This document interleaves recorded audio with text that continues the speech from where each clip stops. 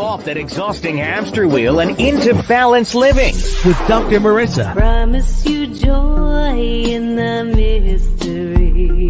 Dr. Marissa, also known as the Asian Oprah. Her mission, to be a beneficial presence on the planet. Her purpose, to be your personal advocate to live, laugh, love, learn. Her life motto, don't die wondering. Take back your life with Dr. Marissa Pay.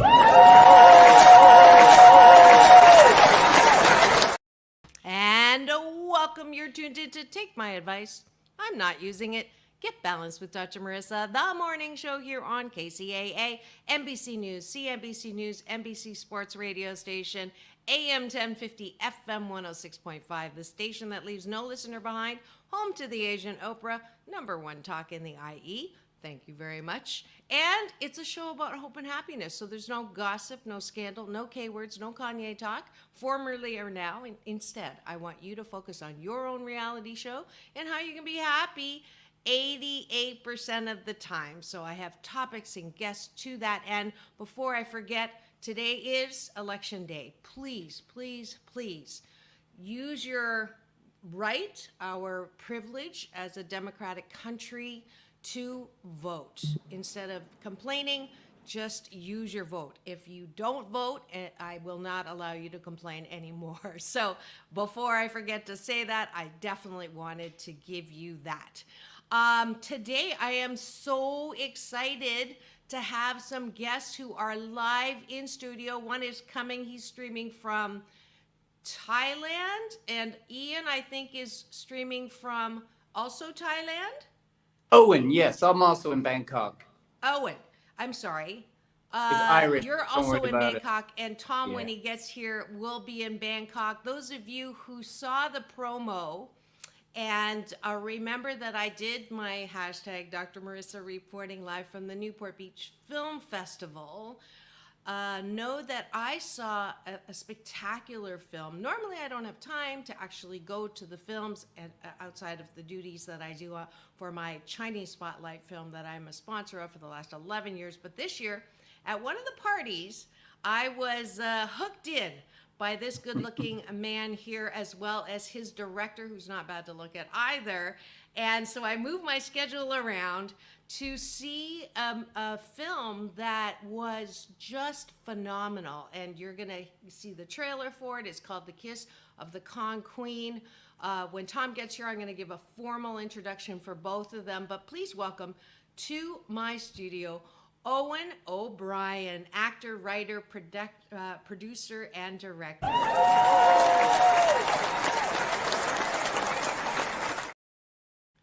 So happy to have you here. Well, thank you for having me. And again, thanks for coming to see our film at Newport Beach Film Festival, when there's a lot of selection, there's a lot of choice, a lot of films you could have went and saw, but we forced you to come and see ours. I actually got an offer to go see Bob Mackey? And I even turned that down because I keep a promise. I had promised you that I would try to make it. I'm so glad that I did. But before we get into that, something that I'm going to spring on you, I don't usually warn people about it because I want it to be spontaneous. Every weekday morning we start with breakfast, and breakfast consists of taking a bite of my gratitude sandwich. So we start top of the bun, things that we're grateful for. Bottom of the bun, things that we're grateful for inside of ourselves, which I call appreciation. And that starts your day in the most positive way. Those of you who are new, welcome. You know that if you are looking at the news right now, they're talking about the election, prediction, blah, blah, blah. I never talk about what is in the headlines because most of the time it's negative. Most of the time it's rhetoric. But here on the show, I talk about hope and happiness and people who are bringing to light things that'll make us happier, things that we should be aware of, and today is no exception. So I'll start the gratitude sandwich. I am grateful that I got everything situated. Thank you, peace in, peace out to Joanna, who put this together as the country differences and the time differences, but I'm so grateful to have the director, who's soon to come on, and the actor, writer of Kiss of the Con Queen in my studio today. Speaking of the devil, here he is. But what are you grateful for, Eoin? Well, I'm grateful to be having this opportunity to talk to you today and to discuss our film, which had a lot of hardship to get to this position. But obviously, I'm grateful for this opportunity and grateful to have colleagues like Tom that could help make the vision a reality. Absolutely. And Tom, we're doing my little morning exercise before we get into the topic. Welcome to the studio. What are you Hi. grateful for? Before I give you guys a formal introduction, it's just a good life habit that I start every show with. So, what are you grateful for, as specific as possible? Well, I'm really grateful that I'm able to make movies and I'm able to do what I love because I don't think I actually know how to do anything else. I've been involved in films for the last 20 years of my life. And, I've worked with Owen for the last 10 years on various projects. And this is the culmination of our collaborations together. He's now the lead role in a film that we've made together. And we're really excited about this film, showing this film to the world. And as you know, not many people have seen it because it's only on the festival tour right now, but we're hoping that we can get wide distribution for this movie and that everyone around the world can enjoy the film. Absolutely. I am grateful for hot showers because there are people who don't have water and don't have heaters. So I'm grateful for that. Uh, Owen, what else are you grateful for? Things that are I'm grateful outside of for yourself. cold showers Ah, because in Bangkok it's really hot and we're dealing with like 40 degrees temperature all year round. So and also the fact that many places in the world don't have running water as well. There's also that. So yeah, that is true. That is true. I am grateful for technology that allows you to stream in from Bangkok, and we can. We lost Tom, but we'll get him back in a second. And I am grateful that people were wrong. They thought a show about hope and happiness that didn't talk about the headlines wouldn't last more than a year. And I'm happy to say this is consecutive week number 653. So I'm very, very grateful for that. Now we're going to go to the bottom of the button, which is gratitude turned inwards. And this is a little bit different. Dr. Wayne Dyer always talks about gratitude, but I like to actually make people do something uncomfortable. I don't know about you, Owen, where I was brought up, don't toot your own horn, don't, you're not all that. And as a result of that, a lot of people like me are out looking for approval, right? So, do you like me literally in social media? How many likes am I getting? And that's a dangerous place to be. And I believe that good mental health starts and ends with a foundation of self-love, self-approval. So I like to start the show with the bottom of the bun, which I'm modeling for you to do at the end of the night. What do you like about yourself? And feel good about it. So I will say I appreciate my ability to put myself out there. 88% of the time that works out, 12% of the time I step in it, and it's okay. So I appreciate that for 12 and a half years, even though in Chinese culture, this is like stripping. You're not supposed to be out there on camera yabbering your mouth. But I did it anyways, so I appreciate my ability to kind of buck that cultural rule. What do you like about yourself, Owen? well, I could relate to the same thing. Coming from a small town in Ireland, you're not supposed to toot your own horn, and you're not supposed to stand out from the crowd too much. You're supposed to kind of just conform and be normal like everybody else. But for whatever reason, I don't know if it was from films or from sport or if I was just born with it. I've always, believed I could do things like get a basketball scholarship or be in films or write a movie. And that sort of self-belief has definitely aided me throughout my life. And I don't always succeed, but if at first you don't succeed, you can try again. So I believe in that. And I believe in the power of self-belief and self-confidence, and without it, it's going to be hard to achieve anything, I think. Absolutely. Tom, what do you like about yourself? I don't know if you heard all the preamble for why we're doing this, but it's a good life habit. So what do you like about yourself? Well, I like that I'm someone who doesn't give up. You know, when I face a challenge, I'm always trying to see it through. So people have said I've got a lot of tenacity, which I kind of value as a skill and as something that is important for anyone trying to make it in the world with whatever it is you're trying to do. So, you know, for 20 years, people have been telling me, oh, the film business is really tough. It's really challenging. You know, you've got to be kidding if you really think you can make a living out of it. But I've managed to survive this far so far, making films and doing what I love. So I'm really glad that I kind of stuck to it. So that's what I'm grateful for is just, you know, saying that you're going to do something and actually doing it, which I think is really important. Absolutely. That's great. And thank you all for joining us for breakfast. This is a good life habit that I hope that you repeat for the next 28 consecutive days. That's what makes a good life habit. Hashtag Blisscipline. Thank you, Tom and Owen, to join me for breakfast, and hopefully you sandwich your day in the most positive way. You guys are almost ready to go to bed, but for the rest of us, hopefully this will make your election day the most positive one yet.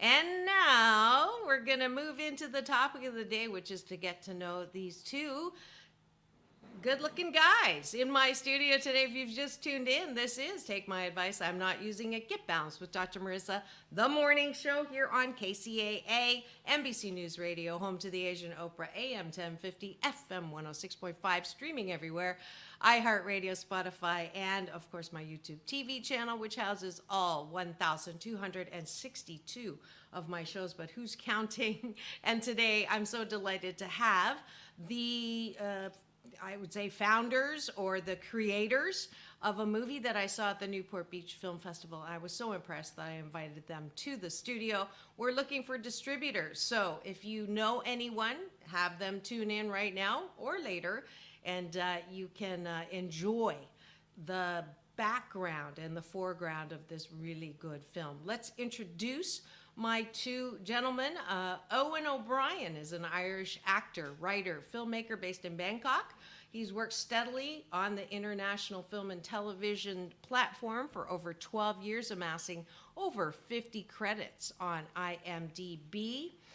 In 2019, his encounter with a notorious scammer dubbed the Hollywood Con Queen was the motivation for writing a screenplay based on this life-changing experience called The Kiss of the Con Queen. It's done very well. It won the Best International Feature Award at its premiere at Sunscreen Film Festival in Florida.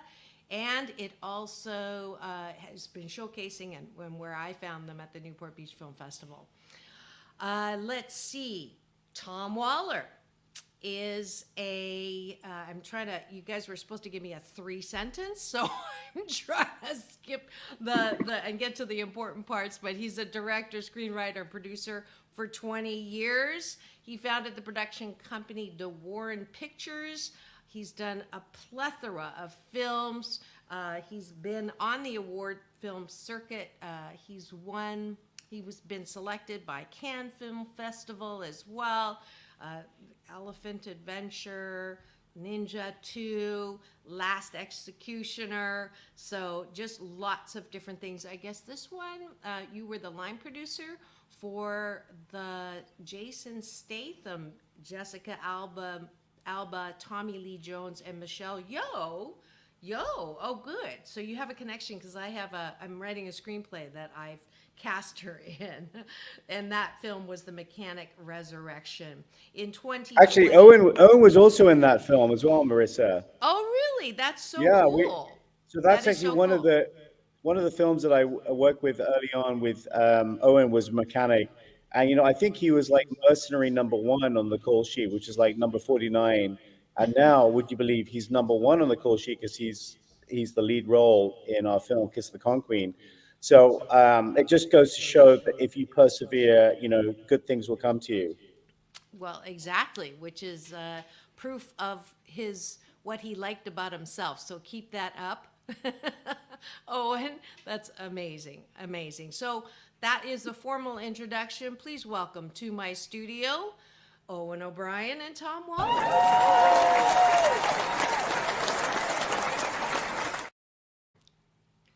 All right, I am going to start this by actually playing the trailer, if that's okay with y'all, which is something that I get to do with technology. And let's see if we can get this to play easily. I'm going to do this. And an actor must commit 100% to a role. Not everyone is cut out for this. Are you Ryan? Are you my guy? Yes, Debbie. I'm your guy. That's right. Prove it to me. Cut! What the hell was that, man? Can we just do one more? I wasn't really in it there. No, we can't. My whole life revolves around acting. Now watch me. I'm about to go full De Niro in here. Action! Don't you ever doubt yourself? Hey, cut! Of course. You just work harder. Whoa! You're talking to me? I wanted you to follow your dreams. Hollywood, here we come. I'm trying to stay focused. Just keep working, a chance will come. Hi, Ryan. This is Deborah Snyder. We have a role that you might fit. You're not going to find anybody who's more committed to me. I don't know, Ryan. Are you open to working on the scenes with me? What do you want? I want you to kiss me. Trust your instincts. Keep going. Keep going. Yes. What if you're not who you say you are? I could say the same thing to you. We'd like to fly you to Jakarta. Indonesia. We want to shoot some footage, like a screen test. Deborah will pay you for this. It'll improve your chances. Finally feel connected to the environment. I'm going to conquer this mountain today, and then I'm going to come and conquer Hollywood. Now, there'll be some cost for shooting permits. Check it very carefully before handing over any cash.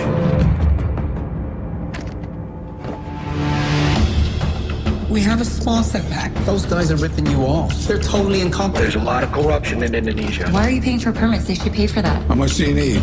Don't let me down. Ryan's on his way to Hollywood. I know things haven't gone as planned. Nothing's gone as planned, Deborah. I think it's all a scam. I think I've been catfished. I can get your entire family. Promise me you won't lie to me? Maybe the cops are in on it. This won't be a test you can work on.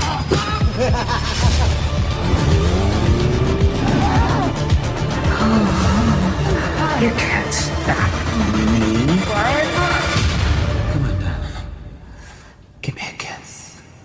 I can make your dreams come true.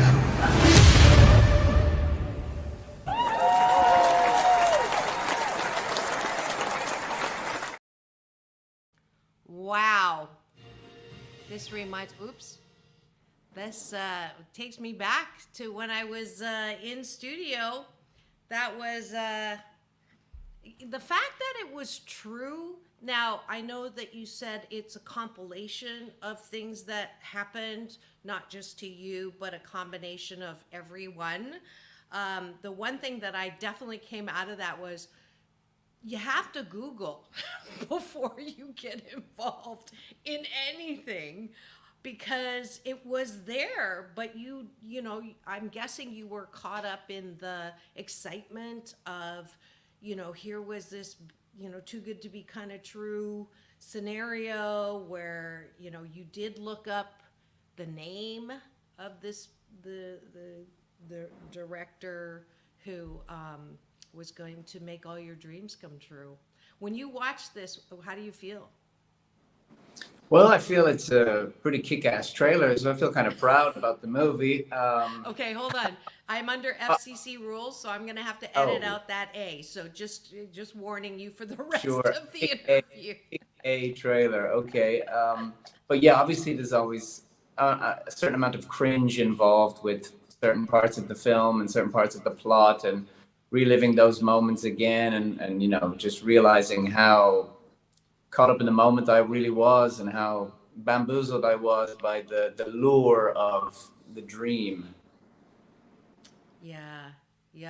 And after this happened, how long did it take you to take me through the process of going through it and then actually making a movie out of it.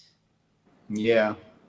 So it happened in February of 2019, and there was maybe a 2-week production period that culminated in, well, at first it was supposed to be a trip to LA, and then it changed all of a sudden to be a screen test in Jakarta. And they paid for just enough to make it, you know, they paid for the hotels and they paid for the driver. So it was like we were co-invested in this thing. And that was sort of, you know, and the level of the manipulation and the speech and the name dropping and the vernacular and everything. This guy knew all about movies and about, you know, he'd been working this scam for about 7 years by the time he got to me. So it was very, very polished at this point. And I was just another sucker getting ready to take the fall, like hundreds before me. So I got back from Indonesia, crushed and ashamed. And I'd say maybe I had a couple of days of self-pity, licking my wounds, dark night of the soul moment in film terminology. And then I realized I had to make a script about it. I had to write it into a screenplay. I realized that would be a great thriller. And so maybe a month later, I had a very rough first draft and continued to develop 1 or 2 drafts, maybe one other draft, until December of 2020 when I heard he was arrested in the UK. And with that news that he was arrested, and this was very timely, and it was all going to be in the media and coming to light in the news, I knew that the time was right now for me to get this film made. So I really started developing the script then. I sent it to coverage services. I did rewrites, I did polishes, I did table reads with my actor friend. And then in December 2021, or maybe January 2022, I sent it to Tom. And he immediately got it and got back to me and said, let's make this film. And so I shopped it around a little bit more. I wanted to make an informed decision, making sure I was getting the right partner to make the best film possible. After about 4 months of that, with interest from several other parties, I decided Tom was the way to go. Tom said to me, no, we're going to make this film together. I'm going to direct. You're going to play the lead role, and that's it. And so after I signed a shopping agreement with him in April 2022, he raised the money very quickly using his connections, his contacts. He's a great producer. He went around, pitched the film. They were all looking for a star, but he stuck to his guns. He stuck with me, and we were shooting 8 months later by December of 2022. Wow. Tom's the guy. I'm the man, yes. Well, he's only saying that now because we made the film, but I remember the day he said to me, yeah, that's great, Tom, you like the project, but I'm just going to go and, see what other people think and see if I can get a deal with Netflix. But like these things go, it is a process. And I actually said to Owen, you need to, this is your journey. You need to try and find the best outlet for this story. And I did say to him, go and, take it, have a look around and see what people say. Because I wanted to know also whether the film had legs, as in were other people interested, not just me. So, and when he came back to me and said that there's a big producer in Thailand actually that was interested in the script and read it a couple of times. And actually, I think, Owen, as you said to me, he recognized the Con Queen in the story and said, hold on, I've actually been to Jakarta. I've actually been and met with this guy. And this is actually something that happened to me as well. This producer that was interested in the script was also kind of con queen. So for me, when I heard that, I was like, wow, it's just not only a coincidence, but it was just destiny that we should make this film together. Because I said, look, you know what? I really want to make the film. The deal is you be the guy, you be the lead role. I'll be the director. And let's make this movie. And I think that, correct me if I'm wrong, Owen, but this other producer said, look, we want to take it to Netflix, we want to talk to the streamers, but we can't guarantee that you will play the lead role. Exactly. Yeah, he said, well, if we go big with this, if we go to Netflix and we're thinking about investing $5,000 to $10,000 in a pitch deck. So we need to, maybe you'd be okay if you were just a producer, because we can't guarantee you the acting role if we're not funding the film ourselves. And I thought about that for a while, and eventually, as a friend said to me, a confidant said to me, "This is your Rocky. This is your script. You have to be the guy. I mean, it's now or never. You wrote this script, and you've earned the right to play it more than any other actor. So, it should be you." Wow, good for you. That definitely is a big step. That happened also to Prince. I didn't know about. I knew about the Rocky story, but did you know that Prince, when he came, he played all of, and he said, "You can't have my music unless I produce everything and play all the instruments." And they were like, "What? You're an unknown." But that was Prince. So I just learned that recently. So you're in that category. Prince, Rocky, Me and Prince. and Owen. Alone, yeah. Hey, that's great. That's great. So Tom, you obviously didn't take it personally when he said, "I still want to shop it around," and that was good of you. Yeah, it was such honestly, when I read the script, it was a complete page turner, and I figured this doesn't happen to anyone. The fact that this story happened to him for real. He's written the script about it. It was absolutely like riveting to read. And you've seen the film, Marissa, so you know that it's like, even though kind of the ending, that he's probably gonna be okay at the end, you kind of want to know how he gets out of it. And to be honest, my big thing was like, how are we going to depict this character of the Con Queen on film and keep people kind of guessing the whole time? And I don't want to give too much away, but I think people are in for a treat when they see the film, because we definitely suspend your disbelief for enough time for you to kind of wonder, like, who is this Con Queen character, and how did he manage to keep this con going for so long? Because remember, it happened over a period of, we think, 7 or more years, to more than 1,000 victims, which, if you think about it, that's a lot of people. And you can't just say that they're all gullible. These are people in the industry who had a lot of experience, including Owen, who had experience being called up from studios to work on films, and giving them the benefit of the doubt. But this guy was really playing on people's consciences and kind of playing on their belief that they were destined for bigger roles, bigger things. And actually, this particular con involved kind of the DC universe, right, Owen? I mean, she alluded to the fact that you would be cast in a role in a DC Origins series or movie, right? So it was actually going to be something where you would be playing a supporting role in a DC Origins film, in which you were going to be the best friend of the kind of cyborg character of the lead. So there was a whole fake movie synopsis created. There was these whole fake casting situations that she had created. One of them obviously turned a bit sexual, which was, that had a double reason to that.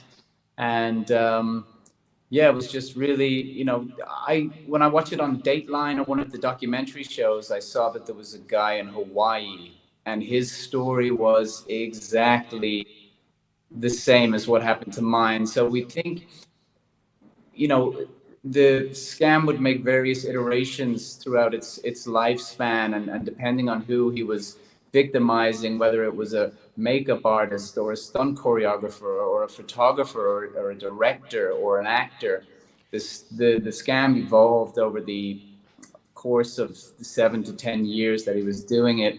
And it was just really very polished and social engineering in a way that it was created to you, and all the information, all the details about you was mined from your social media. So that's another thing. We're all out there. We're all putting ourselves out there, and we don't realize that this information can be used against us in a lot of ways. Yes, that was what was shocking. The without spoiler alert, the one that you warned at the end, it wasn't an actor, it was a producer. And the one you just said that you had gone to the story with was a producer who had been conned as well. So, and now you're saying makeup artist. So, I mean, this is going to sound horrible, because he's obviously a horrific person, but the fact that he was able to do this for 7 to 10 years, number one. Number two, that he was, you know, like a one-man operation, really, right? The mastermind. And he was, I mean, that's incredible. And it also is sad. And you said you came licking your wounds and you felt the shame around what you had to do, spoiler alert. But it just is, to me, amazing.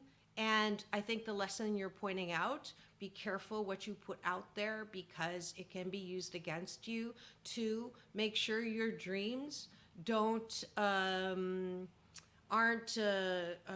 so strong that your ability to be a little bit careful, right, is not done. Although, you know, I believe everything happens for our divine and best good. So in that sense, I don't think there's anything that you need to be ashamed of. I think that this whole process, and what we're all hoping here on the screen, is that a big distributor will pick up this film.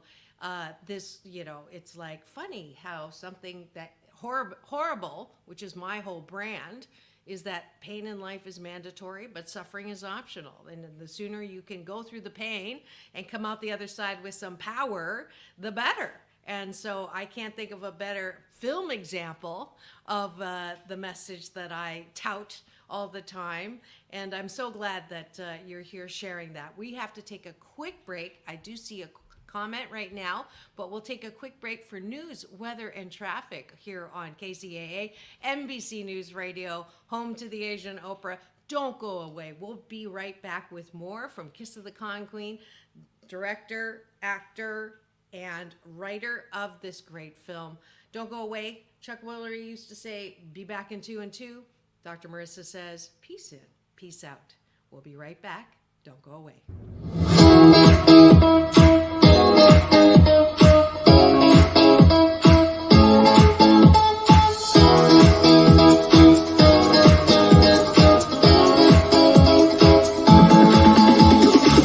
Take back your life with Dr. Marissa Pay. And we're back. You're tuned in to Take My Advice. I'm not using it. Get balanced with Dr. Marissa, the morning show here on KCAA, NBC News Radio, AM 1050, FM 106.5, and streaming everywhere. iHeartRadio, Spotify, of course, my show Central, which houses 1,262 of my shows, but who's counting?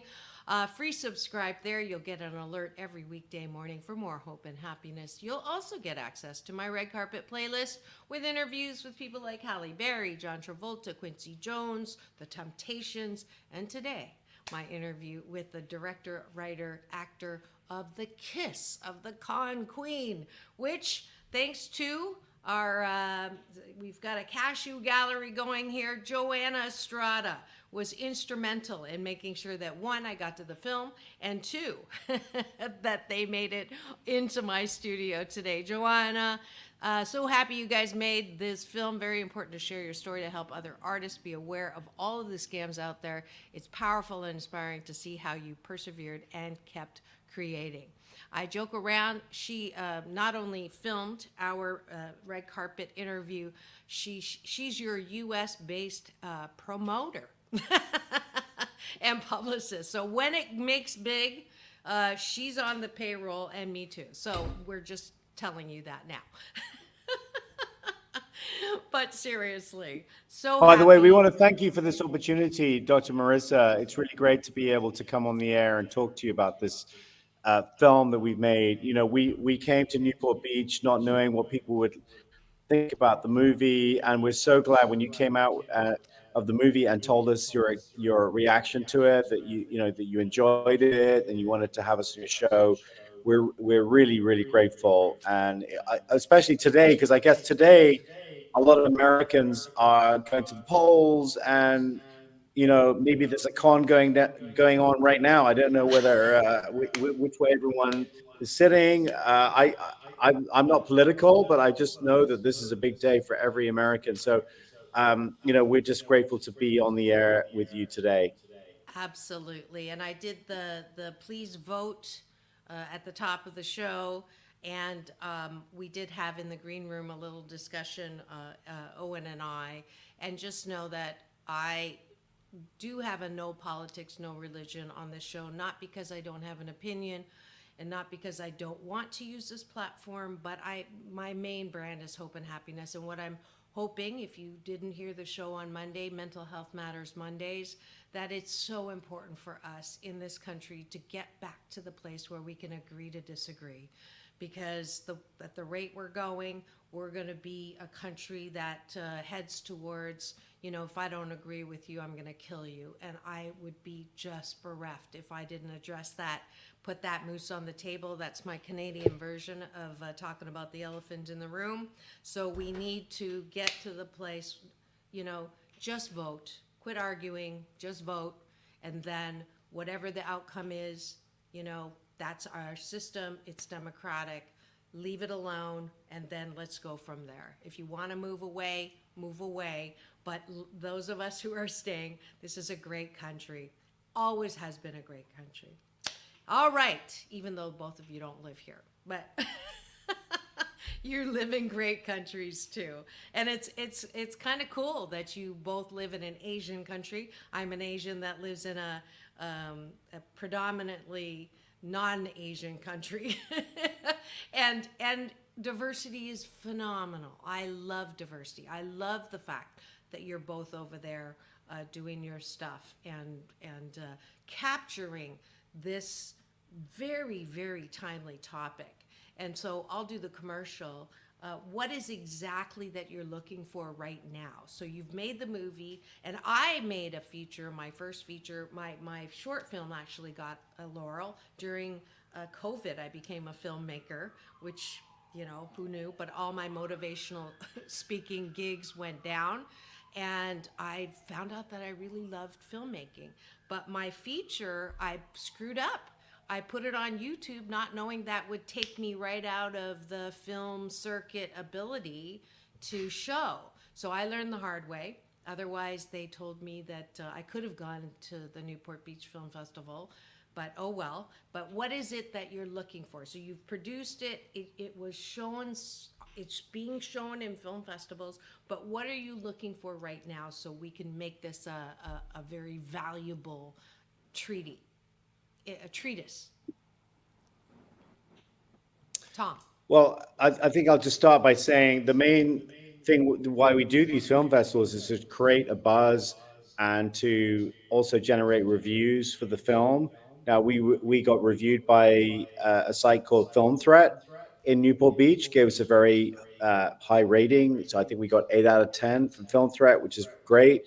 And, we have now some IMDb ratings. So you do this so you can get on the radar of a distribution company that will put out the film to a wider audience. So, for example, in our case, we're looking for a studio or a distributor who can actually put the film into theaters or get it on a streaming service, a premium streaming service where people like Netflix viewers or Amazon viewers can enjoy the movie. That's not, people say, oh, why don't you just put it on Netflix? It's not that easy. You can't just upload your film to Netflix. They have to want to see the film and buy it from you. So that's what we're really looking for. And that's why we do these film festivals, is to generate a buzz and to create some excitement about the film. Because at the end of the day, we don't have big stars in the film.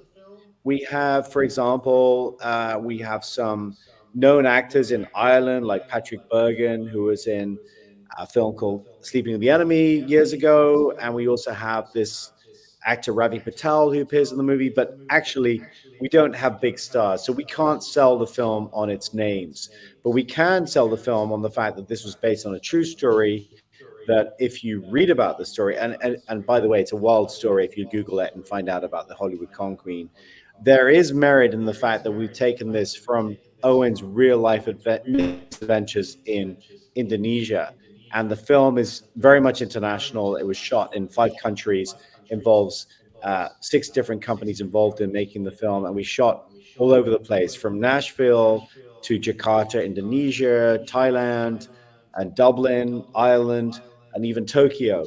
So I think the film is something that people who are curious about independent cinema might be interested in seeing either at your local cinema or on your streaming service. And for us now, we're the next step in the game, I guess, is to find a distributor who will put us out there in the widest possible scenario.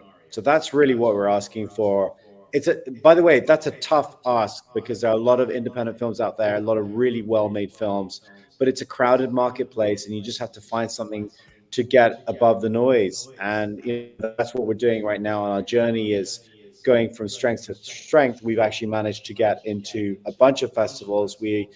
Owen and I just came back from Naples, International Film Festival in Florida a few days ago, and we got such a warm and amazing response from that audience there. People were saying to us, why shouldn't this be on their streaming service? Why shouldn't they be able to see it? Because it was for them completely riveting, and I think that's where we know that we're an audience pleaser, but sometimes it's harder to get out there than films that have a big marketing budget or have a studio behind them. So that's really what we're looking for. Got I it. mean, Owen, maybe you want to also Well, I touch just on. voted. Did you see me vote?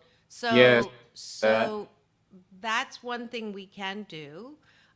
Like, is there a way for people to watch it and then vote at this point, or just the film festival? Right now, it's still on the film festival circuit, so we're giving them exclusivity. So every film festival that gets to show the film has an exclusive following, and that's where you'll be able to see the film. And it doesn't stop just in the United States. We're also showing the film in other countries. We were the opening film at a film festival in East Timor, Asia last month. We've also been playing in Europe. So it's really a global outreach, but we're hoping that a US studio anyway, will look at the film and say, hey, you know what? Our viewers would like to see this.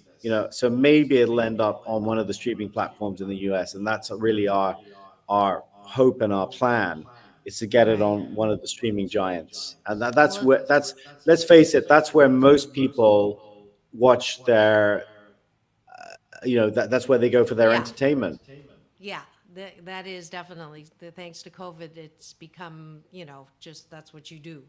Just to, and congratulations. I mean, the fact that you've been nominees in 3, 4, and winner in 1, I think that's something to be, pat yourself on the back, and congratulations. And I have a feeling both of you are a bit perfectionists, so you're just, I'll be happy when, but I hope that you are, happy right now. The fact that you've gotten this, you got my vote, which after I said this is the best film that I've seen at the Newport Beach Film Festival, and you were happy with that, and then I thought, oh shoot, which ones do people know? Watched it. Yeah, the Captain Kirk, I watched his, so hopefully he didn't hear me say that. But I actually spoke on stage with him years back, and he said he recognized me, so he'll forgive me. But it truly is, and I'm saying this not because I'm expecting, when it goes big, some part of this, but I'm really saying it because it is truly a good, very riveting. I sat there, I didn't look at my phone once, which is usually a sign of a good film. So did it make you feel uncomfortable, Dr. Marissa? I want to know, like, were you feeling at any stage in the film, because there's some sensitive scenes in the movie, and I wonder whether at certain point the Con Queen is kind of involved with sexual assault on Owen, and I think he's being very brave to waive his anonymity in telling his story. But for some audiences, they get freaked out by that, and I wonder how you felt. Good question. except that I'm supposed to be interviewing you. But anyways, Sorry, I know you're I'm asking just questions, teasing. but I'm curious. No, it's a great question. So you had me at based on real events. That is my favorite kind of film because so much in life happens that we really don't need. Sorry, not this is. It's not that we don't need fiction, but there's so many beautiful stories that are based on real life. That's why I love them so much. So the fact that this was based on real events, I was uncomfortable, but not in a disgusted way. I was uncomfortable because I had so much compassion and my heart went out in the scene that you're talking about to Eoin, who you could just feel how uncomfortable he was doing this, but he knew that he was doing this because of his, tunnel vision for becoming the actor that he knows and recognized that he knows he's supposed to be. And then, so the discomfort was covered by compassion. And I watched it. I have a tendency to, be able to watch something out of the corner of my eye. So in the parts that I was like not really comfortable with, I would kind of side eye it. But it was so well done because you did it enough to make it really real, like based on real events. And that was the question after when you guys were up there to ask you questions. By the way, someone said, which was such a compliment, they go, "Oh, we recognized you from seeing another film and you asked really good questions, so we're glad that you were there." But that was from somebody that worked the festivals. So an aside, I'm appreciating myself. But the fact that you were, I said to you, the cinematography was incredible. The music and sound was incredible. The acting was incredible because it wasn't dramatized to the point where it didn't look real. It really looked real to the point where I like, was that part real? Was that part real? Because it did capture the real. And then it captured the fork is, how could that girl, and that's a spoiler alert, actually do that? Like, and that's the part where it's like, you don't want to respect them, but the fact that they were so credulous. No, it was an evil genius for real. It was an evil genius, and it was the ultimate antagonist for any film. And we were trying to get the biggest actor possible attached to the role, and we got it to several of the big Indian American actors.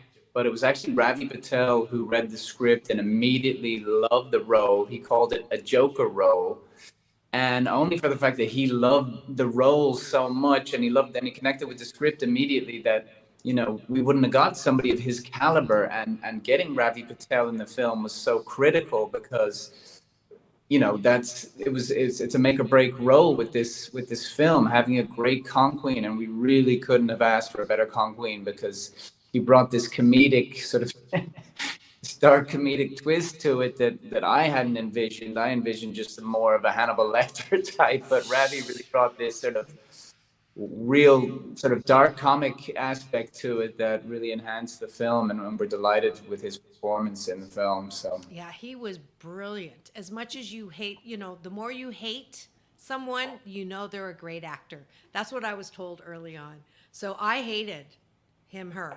So she was, again, that the fact that this person is real and now trying to be extradited. So here's the next part of the interview. Tell me what you know about this character now and what they're doing.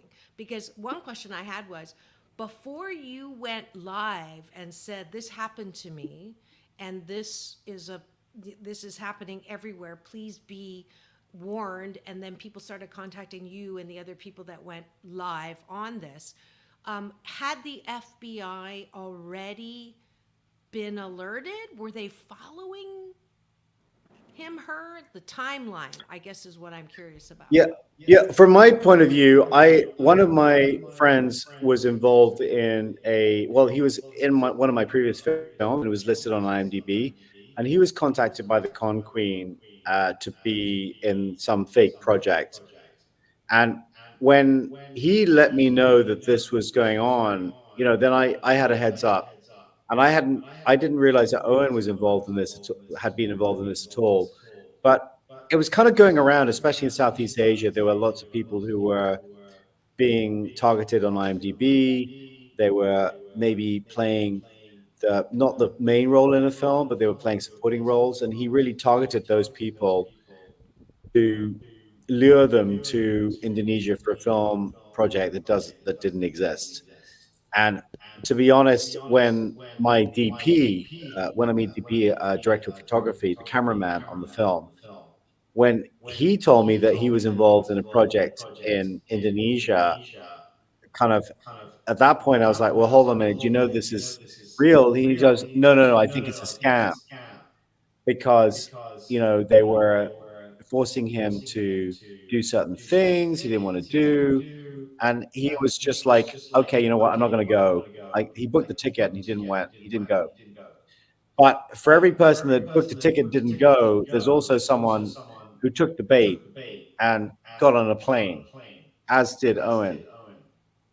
So and by the way, this fella who was contacted by Con Queen did get in touch with the real intelligence agency that was monitoring and working on behalf of the clients who were impersonated. And, so that the FBI could build a case against this guy. So in the film, you see that we have, a character who's working for, a private investigator who's working on behalf of the victims.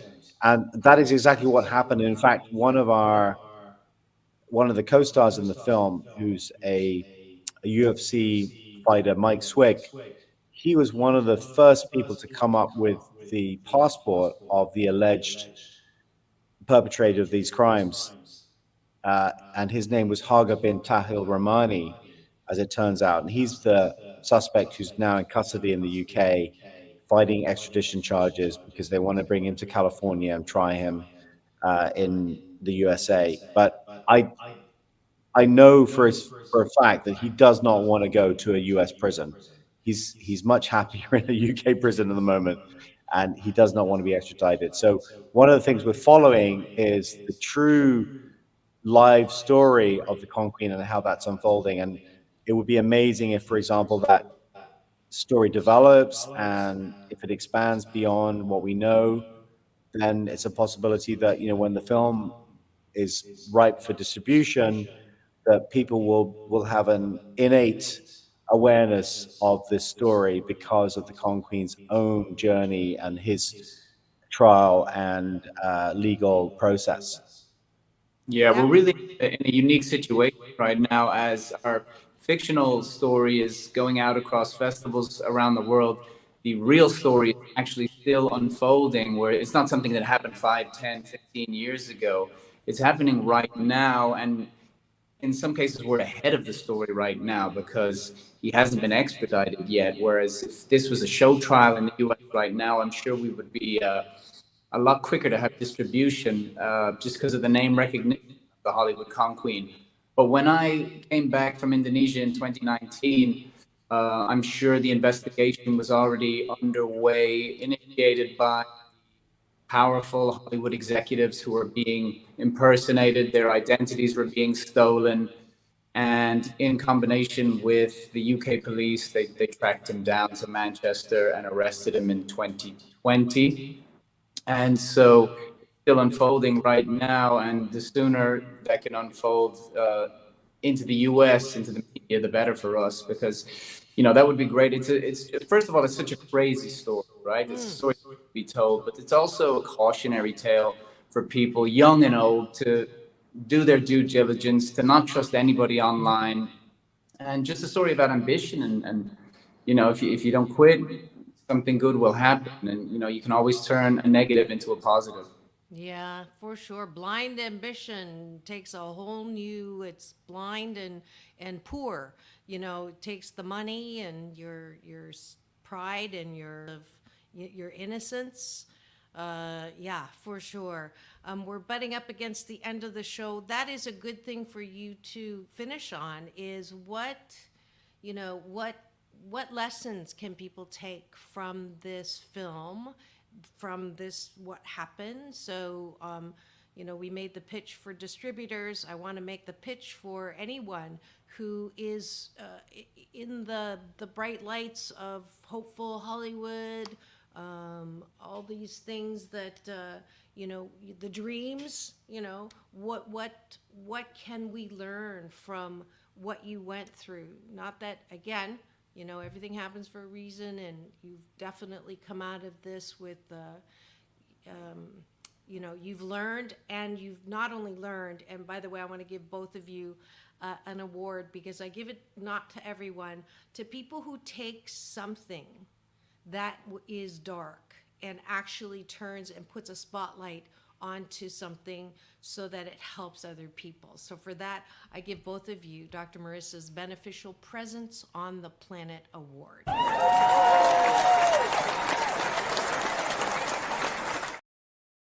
So you can add that to your award. Thank you so much. list. Thank you. Appreciate that. Yeah, absolutely. Go ahead. I think the takeaway that I would say is that this is a cautionary tale for anyone in the industry who is looking to either, work in Hollywood or work in the movies. It's really something you have to be aware of, that some people may not be who they appear to be, and you just need to check and Google and just make sure that you're talking to the person that you think you are, because scams now are happening all the time on our phones. And it's just it's just like when you get a message from someone, you think this could be this could be it, and obviously there's someone at the end of the phone who's impersonating someone else. It's getting all the more difficult now with AI. People are using voice changers and actually pretending to be people. They're not using a digital device to do that. I mean, Conqueen had a particular skill in that she was able to do voices for male and female. So he was very deceptive in that way. But now with technology, it's getting even more, you could, like, I could be speaking to a voice changer and I'd sound like Obama, so I think it's sort of difficult to know now what is real and not real. So you just have to check. But also I would say that this film, the takeaway from the film is that this is a film about what the reality, it's about hopes and dreams, and it's about someone who is seeking his fame and fortune. And it's also about what happens when you fail and how do you get up on your feet and turn things around. So in a way, the film is quite meta. It's very film within a film, because we see Eoin O'Brien's story through the character of Ryan Owens kind of winning, and in the end, taking from his experience the benefit of his misadventures in Jakarta, putting that into a script, writing a film, and casting himself in the lead role that, frankly, the Conqueen had falsely promised him. I mean, this is what the promise was to him, was the Conqueen was going to put him in a film, in a project. And in fact, he even promised you a three-picture deal, right? Is that right, Owen? Yes, we're going to go over. I'm so sorry. I'm going to have to cut this off right here. But thank you so much for coming on. It's all about balance. You remember me doing this? It's all about balance. Peace in, peace out. World peace through inner peace. This is Dr. Marissa, balancing out all the bad news with great news, great films, great people. Thanks for tuning in. And now go and have the best day ever. We'll see you tomorrow. Thank you, Owen. Thank you, Tom. Thank you. Thanks for having me.